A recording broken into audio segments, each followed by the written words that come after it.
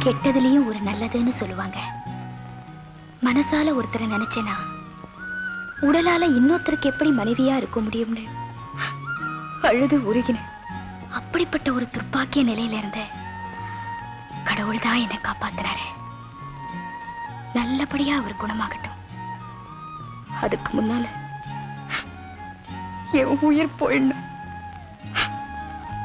கடவுளே, நினைச்சபடி வாழத்தான் முடியல, சாகவாவது விடு.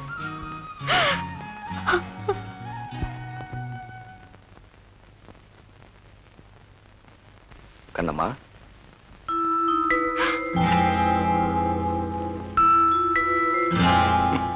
பாண்டி, நீயா இங்க எதுக்கு வந்த?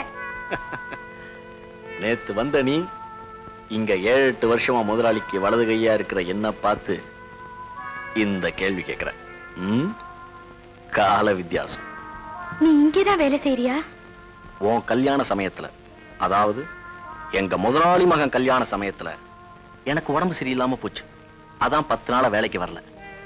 ஆனாலும் நீதான் இந்த வீட்டுக்கு மருமகளா வரப்போறேன்னு எனக்கு முன்னாடியே தெரியும். அவங்க உங்க தலையில என்ன எழுதியிருக்கோ அந்த விதிப்படிதானே எல்லாமே நடக்க முடியும். ஆமா கண்ணம்மா, நான் உன்னை மனசார நேசிச்சேன். அதோட விளைவு பிறந்து வளர்ந்த ஊர் பக்கமே தலகாட்ட முடியாம போயிடுச்சு. அது நீ செஞ்ச தப்புனால. அப்ப நீ என்ன தப்பு செஞ்ச? உனக்கே இப்படி ஆச்சு? அதான் என் தலைவிதின்னு சொல்லிட்டேனே. இல்ல கண்ணம்மா, சில பேருக்கு வாழ்க்கை தானாவே நல்லபடியா அமைஞ்சிடுது. சில பேர் கஷ்டப்பட்டு நல்ல வாழ்க்கையை அமைச்சுக்கிறாங்க. என்னடா இப்படி ஆயிடுச்சேன்னு கவலைப்படாத. உனக்கு ஒரு நல்ல வாழ்க்கைய நான் அமைச்சு தரேன். அடச்சி, உனக்கு இன்னும் அந்த எச்சக்கலை புத்தி போகல. ஒருத்த சாப்பிட்ட பிறகுதான் ஒரு இலை எச்சலையா மாறும். தலைவாழை இலை போட்டு முக்கணிகளும் பரிமாறி வச்சிருக்கிற புது இலையில இன்னும் யாரும் சாப்பிடலையே, அது எப்படி எச்சலையாகும்? நிறுத்து அசிங்கமான பேச்ச. மறுபடியும் ஒரு தடவை நீ என்கிட்ட இந்த மாதிரி பேசினே, ஒரு நிமிஷம் கூட இந்த வீட்டுல நீ இருக்க முடியாது. உத்தரவு முதலாளியம்மா, கொஞ்சம் நிக்கிறீங்களா? ஒரு தரம் உங்களால ஊர் பக்கம் தலை காட்ட முடியாம போயிடுச்சு. இன்னொரு தரம் உங்களால என் வேலை போனாலும் எனக்கு சந்தோஷம் தான்.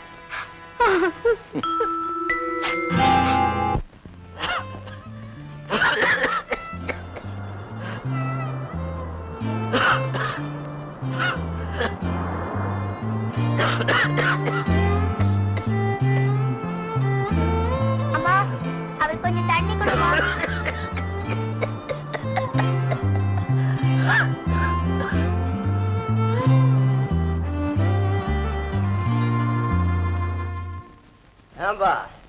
பாவம் அந்த பாண்டி மூக்கு மொழியுமா கொழு கொழுன்னு சும்மா சீம பண்ணி மாதிரி இருப்பான்.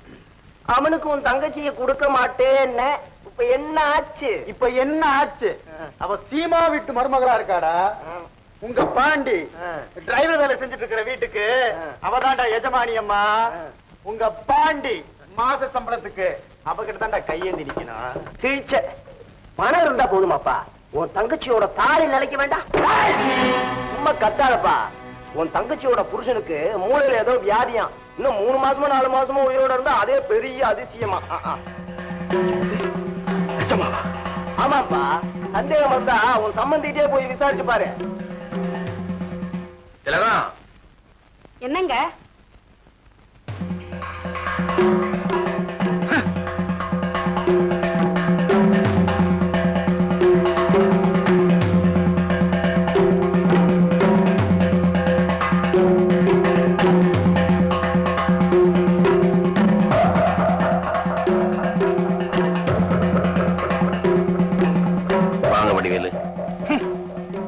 உங்கள மாதிரி பெரிய மனுஷனுக்கு இது அழகான்னு கேட்டு போகதான் வந்த.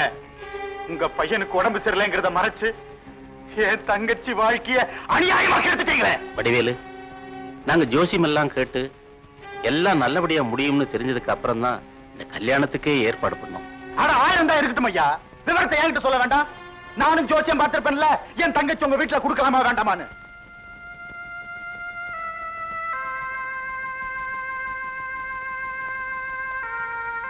வடிவேலு கொஞ்சம் இப்படி வா. ம், கொஞ்சம் பொறுமையாரு. இப்போ நீ கலாட்டா பண்ணி என்ன புண்ணியம்? ஏன்பா பாண்டி, ஒரே ஊர்க்காரனா இருந்துகிட்டு விவரம் தெரிஞ்சும் என்கிட்ட ஒரு வார்த்தை சொல்லாம இருந்துட்டியே. நான் என் தங்கச்சி எப்படி எல்லாம் வளர்த்தேன் உனக்கு தெரியாதா? ஏதோ நடந்து போச்சு. பெரிய பெரிய டாக்டர்லாம் வச்சு கவனிக்கிறாங்க. சீக்கிரமே குணமாயிடும்பா.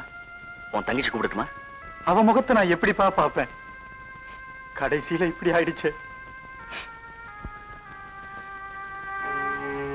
ஏதாவது ஏடா கோடமா நடக்கட்டும், இங்க 2 கோயிலும் ஜாக்கிரதை.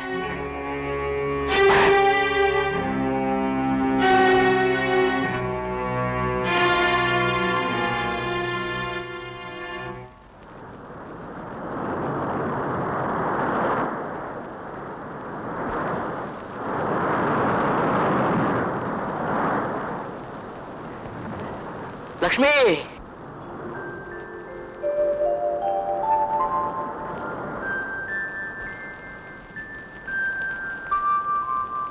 முத்து, இது என்ன கோலம்? சன்னியாசி மாதிரி. வந்த பாசத்தை உதவி தள்ளுறதாம்மா சன்னியாசியாக முடியும். என்னால் அது முடியலையே. லக்ஷ்மி, கண்ணம்மா நல்லா இருக்காளா? என்ன லட்சுமி? அதை ஏயா கேக்குற? உன்னையும் அவளையும் பிரிச்சு வச்ச விதி அதோட விடல, அதுக்கு மேலையும் பழி வாங்குது. இன்னைக்கோ நாளைக்கோ இருக்கிற பையனுக்கு கல்யாணம் பண்ணி வச்சா உடம்பு குணமாயிடும்னு ஜோசியம் சொன்னாங்களா? கண்ணம்மாவை பலி கொடுத்துட்டாங்க. அட கடவுளே. வாயா வீட்டுக்கு போலாம். இல்ல லட்சுமி, மறுபடியும் என்னோட கூட்டுக்குள்ள அடைக்காத. இந்த பரந்த உலகத்துல நிம்மதி தேடி நான் அலைஞ்சுக்கிட்டு இருக்கேன். அது கிடைக்கலனாலும் இப்படி அலைகிறதுல ஒரு சுகம் இருக்கு. நான் வர்றேன்.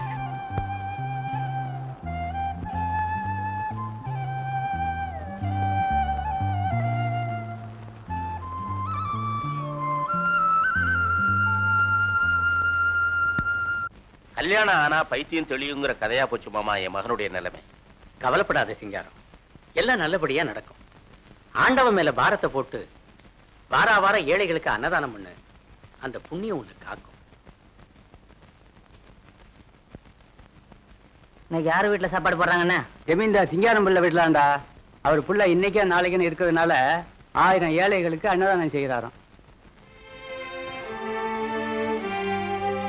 நாம அங்க போலாமா? வேண்டாம்ப்பா, நீ அங்க போறது அவ்வளவு நல்லது இல்லை.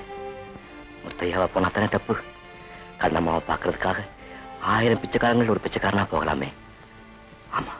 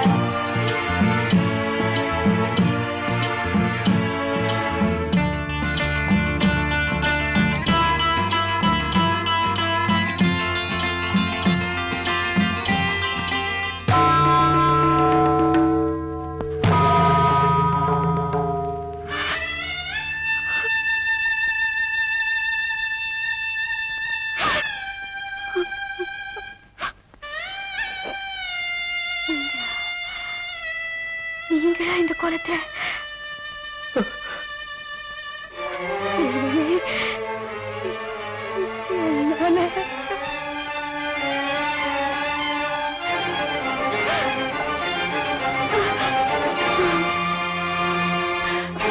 கண்ணம்மா, கண்ணம்மா, கண்ணம்மா, கண்ணம்மா, கண்ணம்மா, கண்ணம்மா.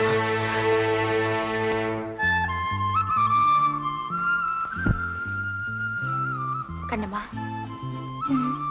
என்ன பண்ணுது? டாக்டர் கூட்டு வரட்டுமா? வேண்டாம் லட்சுமி, அவர் அந்த பிச்சைக்கார கோலத்துல பார்த்ததும் என்னால தாங்க முடியல.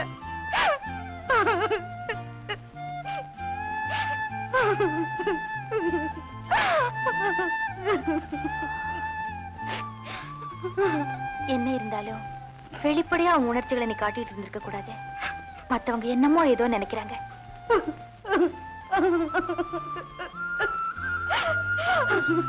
கண்ணம்மா, மனசை அமைதிப்படுத்திக்க, சூழ்நிலையை புரிஞ்சுக்க. நான் வேற என்ன சொல்ல?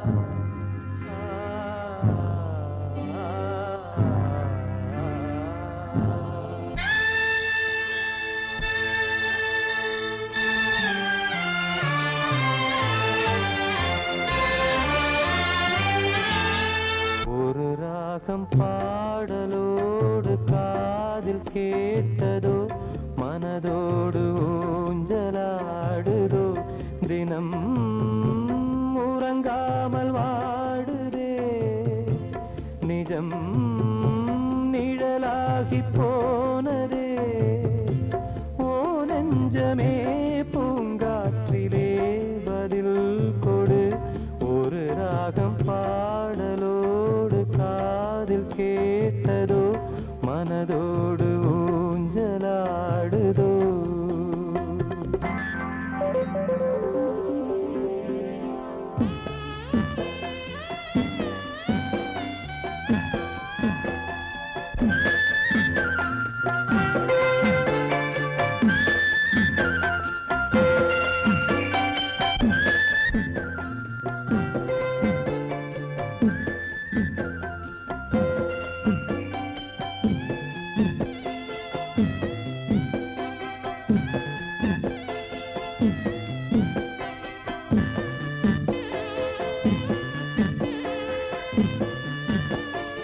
எங்கே சென்ற போதும் மனம் போல வாழ்க வாழ்க ஏழை நெஞ்சின் பாடல் உனை சேர வேண்டும் வாழ்க ஏழை எந்தன் பேராம் சோகம் எந்தன் ஊராம் ஊரை பார்த்து போகிறேன் அநாதையாக போகிறேன் என் உள்ளம் என்றும் உன்னை பாடுமே ஒரு ராகம் பாடலோடு காதில் கேட்டதோ மனதோடு ஊஞ்சலாடுதோ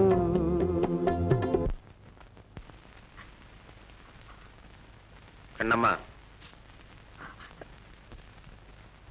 வீட்டுக்கு போலாமா? போலாம் மாமா.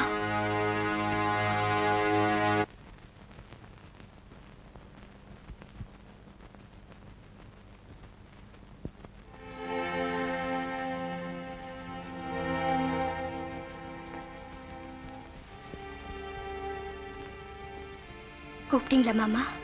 ஆமா கண்ணம்மா, கல்யாணத்தை செஞ்சு வச்சாதான் என் மகனுக்கு உடம்பு குணமாகும்னு ஜோசியர் சொன்னதுனாலதான் இந்த கல்யாணத்தையே நடத்தி வச்சேன்.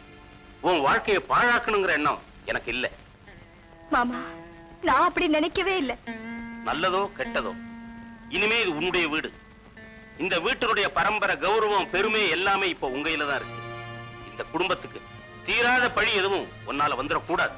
அப்படிலாம் சொல்லாதீங்க.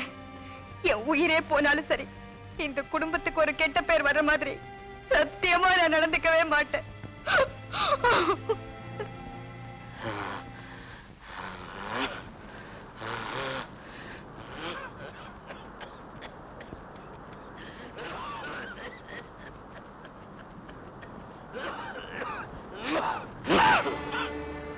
முத்து,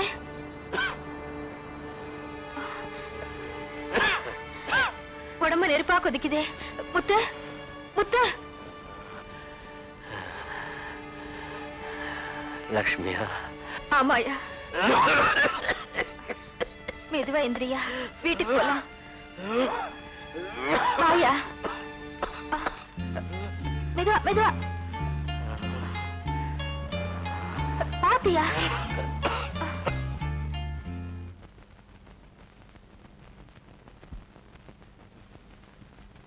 கடுமையான காய்ச்சலம்மா. பாவம் இந்த புள்ள.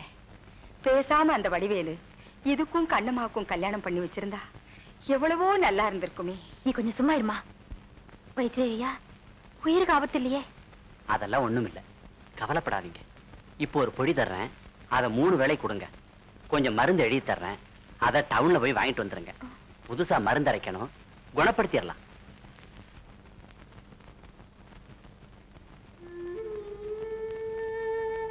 லக்ஷ்மி, எனக்காக ஒரு உதவி செய்வியா? என்ன கண்ணம்மா? அவரை எங்க இருந்தாலும் தேடி கண்டுபிடிச்சு நான் சொல்றத சொல்லிட்டு வருவியா? என்ன சொல்லணும்? அவரை கல்யாணம் பண்ணிக்க சொல்லு. நல்லபடியா குடும்பம் நடத்த சொல்லு. அவர் நல்லா இருந்தா அந்த நினைவே எனக்கு போதும்.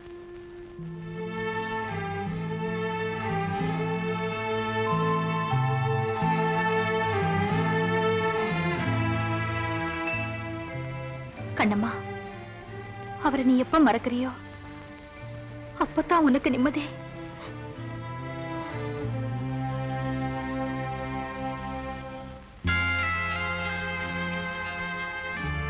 அம்மா, என்னம்மா? வைத்தியர் வந்தாரம்மா. ஏதாவது ஆரம் கொடுத்தியா?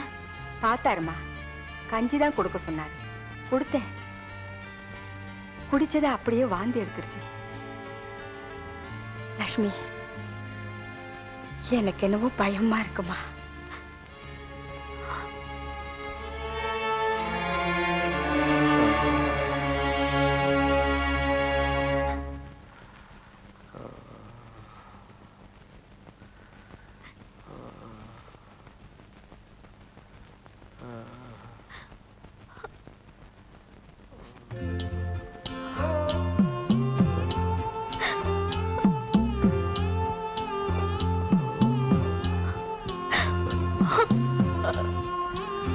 கண்ணம்மா, கண்ணம்மா,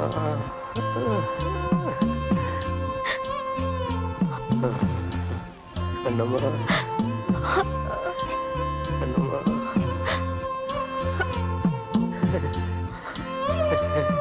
கண்ணம்மா, கண்ணம்மா,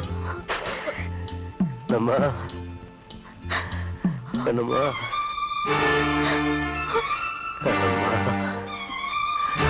கண்ணம்மா,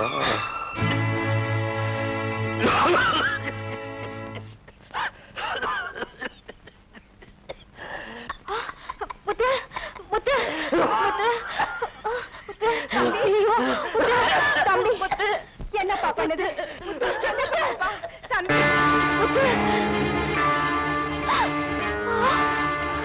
ஐயோ, மூக்குல இருந்து ரத்தம் வருதுமா. போய் வைத்தியரை கூட்டிட்டு வா.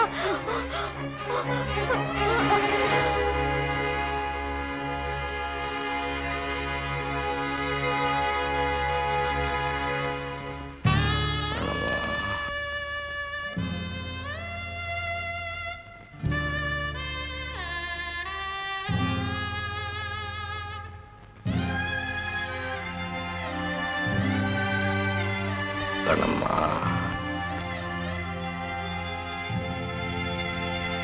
கண்ணம்மா, கண்ணம்மா, கண்ணம்மா,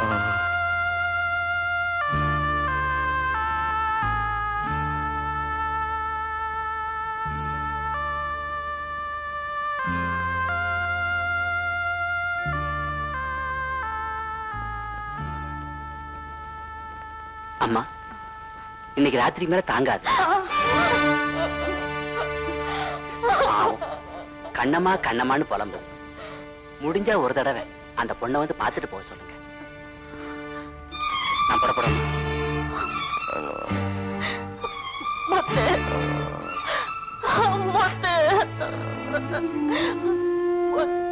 லக்ஷ்மி, நம்ம கையில என்னம்மா இருக்கு?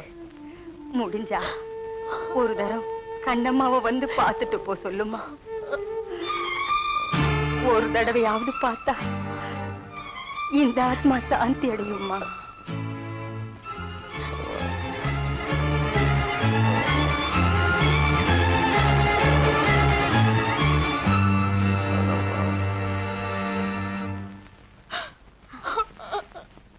லட்சுமி, ஏன் அழுற? கண்ணம்மா, அவரு முத்து உயிருக்கு போராடிட்டு இருக்காரு.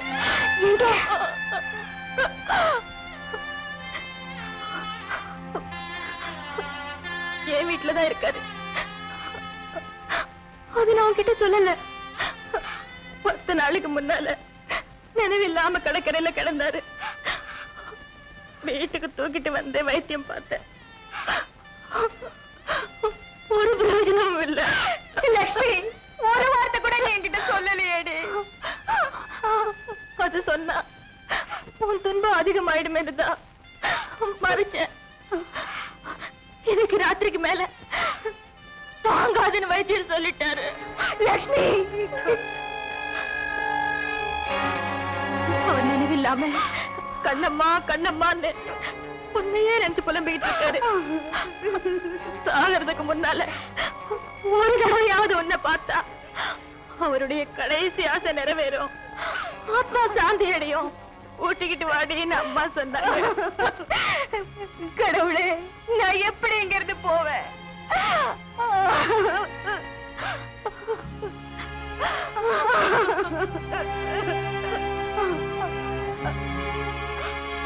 நான் ஒரு யோசனை சொல்றேன் கேளு.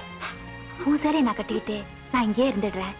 என் சேலை நீ கட்டிக்கிட்டு போய் முத்துவை பார்த்துட்டு உடனே வந்துட்டு.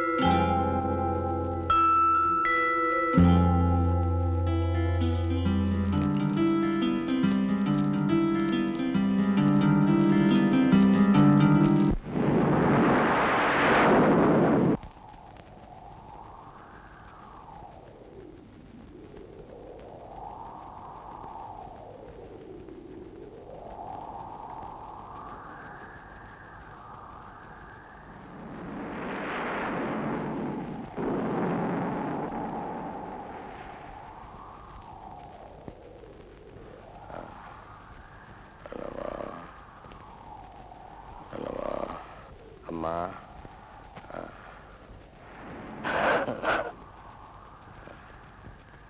என்னப்பா? லட்சுமி எங்க? கண்ணம்மாவை கூட்டிட்டு வர போயிருக்குப்பா. அத பார்த்தாலாவது உன் மனசு கொஞ்சம் ஆறுதலா இருக்குமேன்னு கூட்டியாரு சொன்னேன். தண்ணி தண்ணி எல்லாம் குடிக்க கூடாதுப்பா. இரு, சூடா கஞ்சி வச்சு கொண்டு வரேன். கூடாது. இந்த நேரத்துல கண்ணம்மா என்ன பார்க்க வரக்கூடாது. பார்க்க வரக்கூடாது.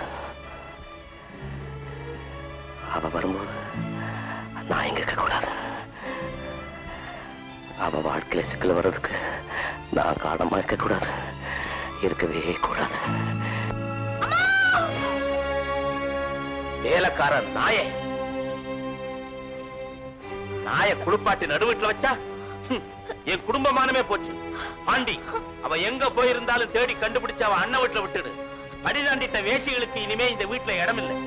அவ அண்ணன் இந்த வீட்டுல 2 கொலை விழும்னு சொன்னான்.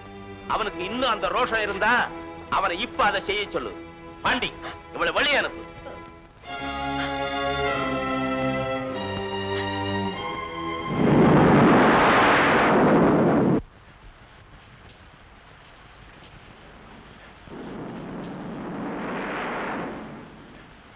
கண்ணம்மா.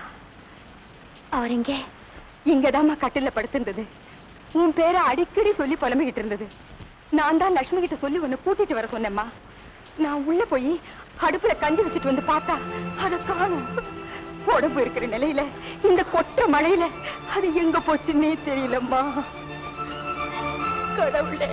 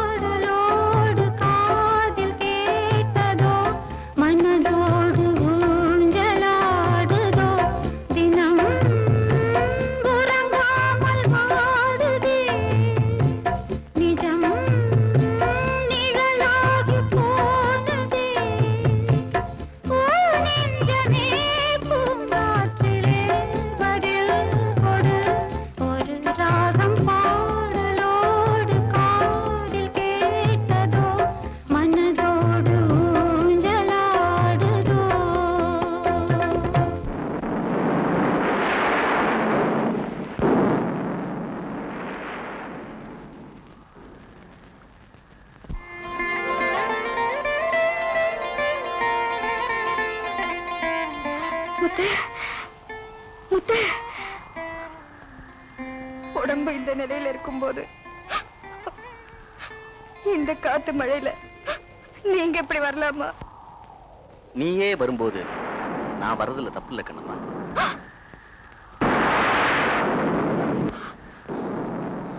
நீயா? ஆமா, படி தாண்டி வந்துட்ட உன்ன மறுபடி வீட்டுப்படி ஏறக்கூடாதுன்னு சொல்லிட்டார் முதலாளி. இனி எங்க போற? எங்கேயோ போறேன், வழிய விடு. இனிமே உனக்கு ஒரே வழிதான் கண்ணம்மா. நான் சொல்றது கேளு, பேசாம என் கூட வந்துரு. நீ இல்லாம எனக்கு வாழ்க்கையே இல்லை. உன்னை என்னால தூக்கத்துல கூட மறக்க முடியல. உனக்கும் வேற கதி இல்லை. அந்த பிச்சைக்காரன் பின்னால போய் என்ன சுகத்தை காண போறேன்? நான் சொல்றது கேளு. அடச்சி, இன்னொருத்தன் பொண்டாட்டி தெரிஞ்ச பிறகு இப்படி பேச உனக்கு வெட்கமா இல்ல? இன்னொருத்தன் பொண்டாட்டியான நீ கள்ளக்காதலனை தேடி மாறு வேஷத்துல போறதை விட நான் செய்யறது தப்பு இல்ல. அறிவு கிட்டவனே, சாகும் தருவாயில இருக்கிற ஒருத்தரை கடைசி முறையா ஒரு தரம் பார்க்க வந்ததுல எந்த விதமான கள்ளத்தனமும் இல்ல. போதையிலையும் காமத்திலையும் புத்தி இழந்த உனக்கு உண்மையான அன்பு நான் என்னன்னு தெரியாது.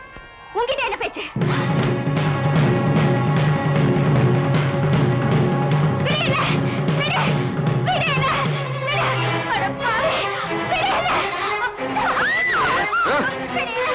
ஒரு நாளாவது ஒரு தடவையாவது உன்னோட வாழ விட மாட்டேன்.